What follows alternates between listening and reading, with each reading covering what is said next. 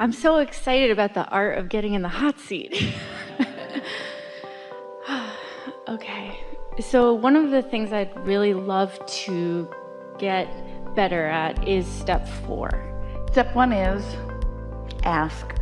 Contrast helps you. Step 2 is source answers. Step 3 is you get in the receiving mode. Step 4 is you're really good at being in the receiving mode. Funny that step 4 is just being good at step 3, but step 4 is just mastery of it. You care about feeling good and you're playing the satisfaction game. And then step 5 is really our favorite step. That's when you are back in a contrasting moment and you're still happy. The contrast isn't setting you off your game. You see it for what it is, the valuable thing that it is. Yeah. Okay, so then maybe it's more 4 to 5. So I've gotten fairly good at the first few steps a few days of the week. So there's 7 days a week, and don't pat yourself on the back too much. Step 1, that's a no-brainer. You can't get out of step 1. Life just happens and you launch rockets whether you want to or not. Step 2, we're doing. So the first 2 steps you get no credit whatsoever for. That's the universe, that's life coming at you. Step 3 is the first thing you got to do, and you know what it is? Be happy. We know it's a challenge. Feel good. And then you know what step 4 is? Like feeling good. That's all. Like it so much that you're willing to do it. Like it so much that you're willing to be aware. Like it so much that you're willing to catch it in the early subtle stages. Like it so much that you're willing to know when you are and know when you aren't. And you know, you're very smart that you want to weave 4 and 5 together, because step 5, which is being in step 1 and not being upset about it, that's really because you've mastered step 4, because you like so much feeling good, you're not willing to beat up on yourself anymore. So life came at you and gave you more contrast. Does that make you bad? No, that makes you fulfilling your reason for being. You didn't say, I'll go forth and I'll rid the world of contrast, or I'll go forth and I'll be oblivious to contrast. You said, I'll go forth and I'll accept contrast as my friend. The other morning, Esther woke up. We keep telling you, we wake her up. We feel happy about her life, so happy about her life that she goes, and then she looks at her clock and thinks, what the hell? It's still dark outside. Why am I awake? It's us. And the thought that's in her mind is she sees the infinity sign or the eternity sign, call it whatever you want.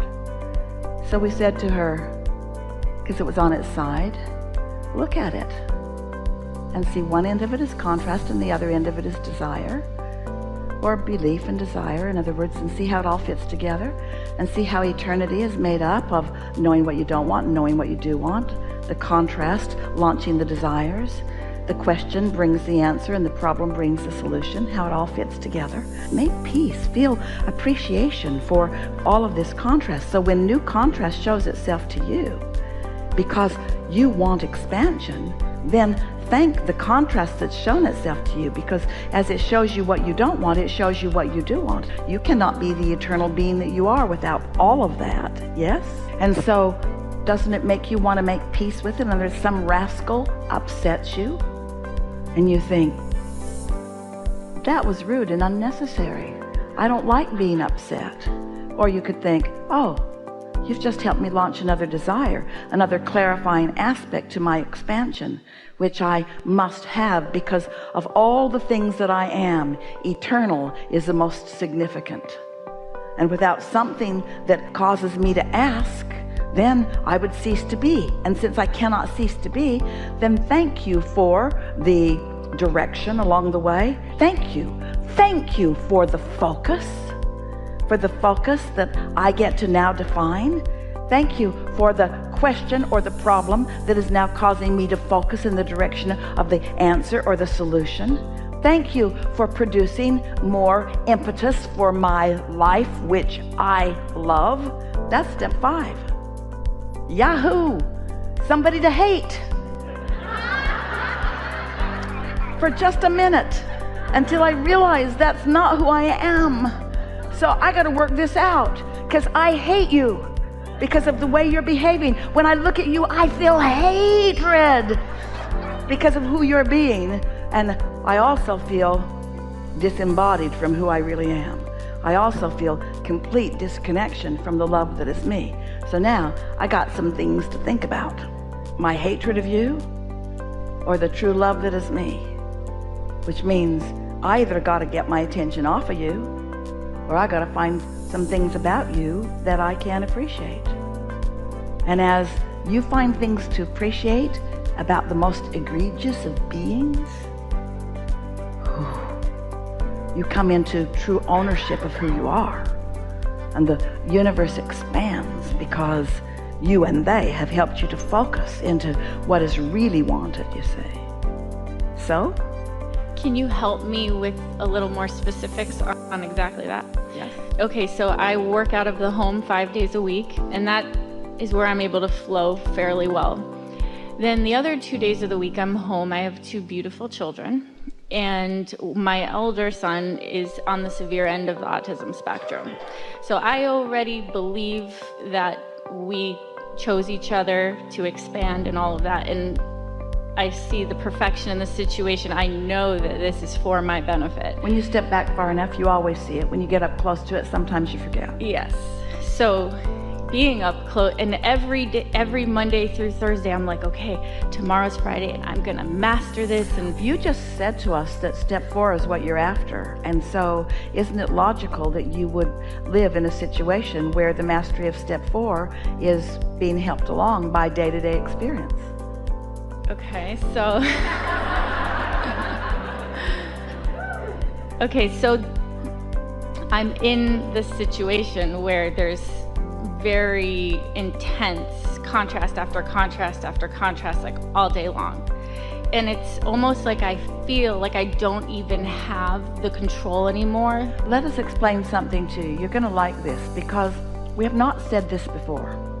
So you're causing the universe to expand here with the clarity and intensity of this question. So just relax and let's take this new step forward together. So all things are expanding. We talked about that. And the intensity of what you're living is causing a lot of desire.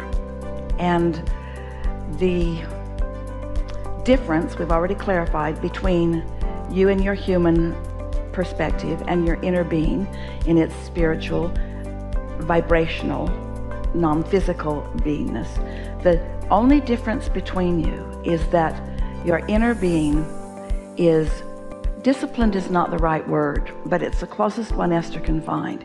It's really practiced, kind of like the step 4 that you're reaching for, in holding the vibration of love and well-being regardless of what is being observed.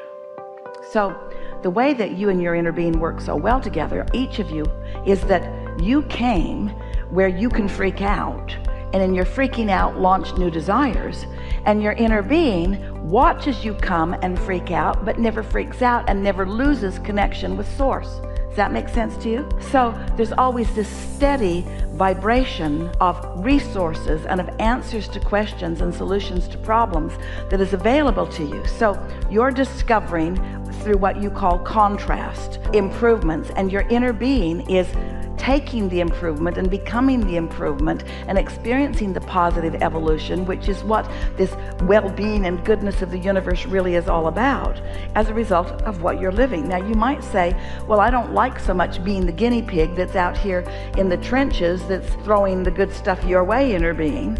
And in a way we can see why it might feel that way to you, but as you reach into these new places, you ask for new things, and your inner being always is the vibrational equivalent of what you've asked for. We're getting to something really important here. Your inner being sees the contrast but doesn't have the knee-jerk reaction to it, because your inner being is stable in its knowledge of goodness and well-being. Your inner being knows that there's no risk and knows that the well-being is dominant, And so it doesn't matter what upheaval is happening on the planet. You have to ask sometimes. Humans do ask this question on a pretty regular basis.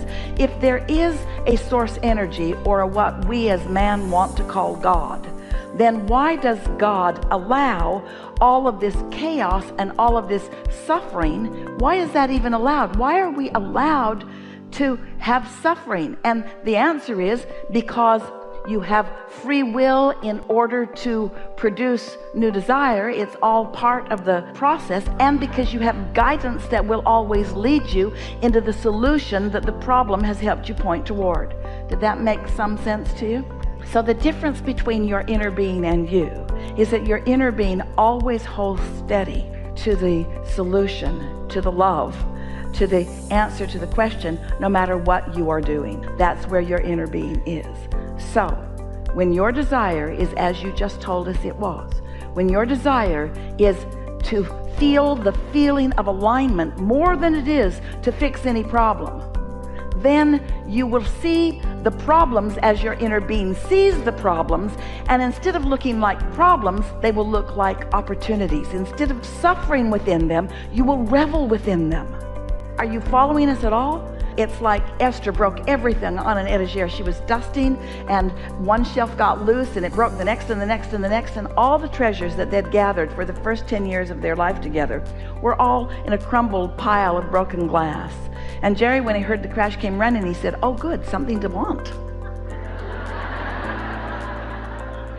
He saw no problem with a crumpled pile of glass, because it just meant there were a lot of empty shelves that could be filled with more treasures, and the fun of finding them is so delicious, you see. Helpful? Yes.